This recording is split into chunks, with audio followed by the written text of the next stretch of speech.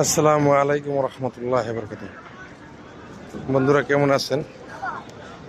এটা হচ্ছে আমাদের আখিরি নবী মুহাম্মদ সাল্লাল্লাহু আলাইহি সাল্লামের বাড়ি।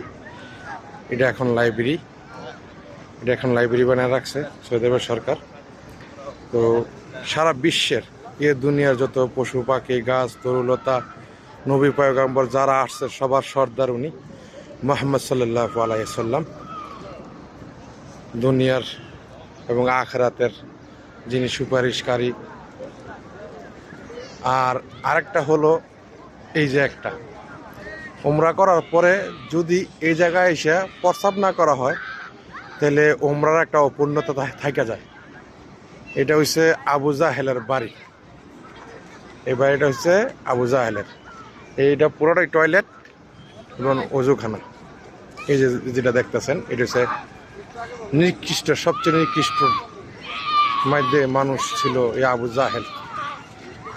তো এই জায়গায় মানুষ আয়সা প্রস্রাব পায়খানা করে যায়, তার মুখে প্রস্রাব পায়খানা করলে মনে হয়, আমার থেকে মনে হয় আর কি হজটা সম্পূর্ণ হয়, তা নিলেও হয় না।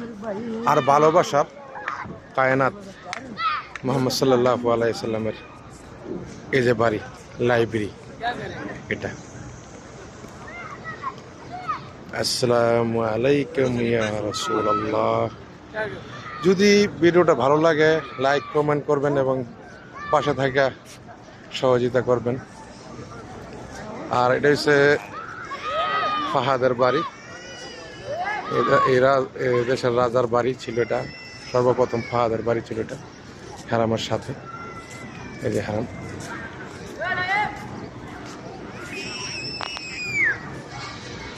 আলহামদুলিল্লাহ, আল্লাহ তাআলা করি শুকরিয়া আদায় করি। উমরা করা শেষ, উমরা সম্পূর্ণ হয়েছে আলহামদুলিল্লাহ। এখন রেস্ট নেব ইনশাল্লাহ।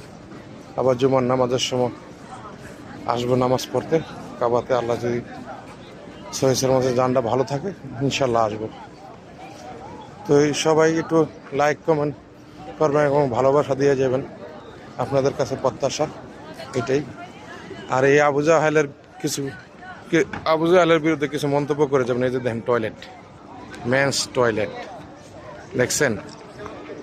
এই যে এটা হচ্ছে আবু জাহেলের বাড়ি, নিকৃষ্ট প্রাণী একটা, তার বাড়ি।